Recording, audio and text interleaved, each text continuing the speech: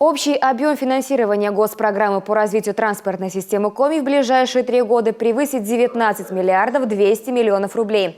Сумму озвучили сегодня на рабочем совещании в Госсовете Коми. При этом основной упор будет сделан на национальный и региональный проект «Безопасные и качественные дороги». В рамках него республика до 2024 года должна привести в нормативное состояние 550 километров автомобильных дорог регионального значения и 206 километров городской агломерации Сыктывкар. Серьезные вливания из центра ждут наш регион при реализации проекта «Дорожная сеть».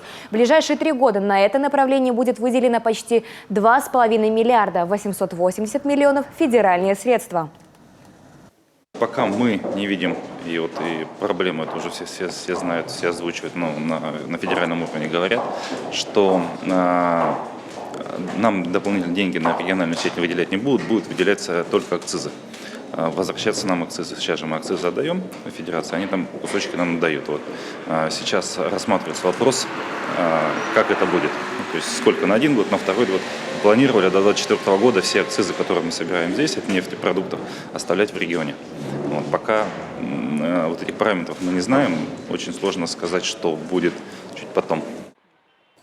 Также по поручению главы Коми будет выделено дополнительно 500 миллионов рублей на приведение дорог в нормативное состояние в муниципальных образованиях. Сумма на каждый город и район будет рассчитана по количеству проживающих в них людей.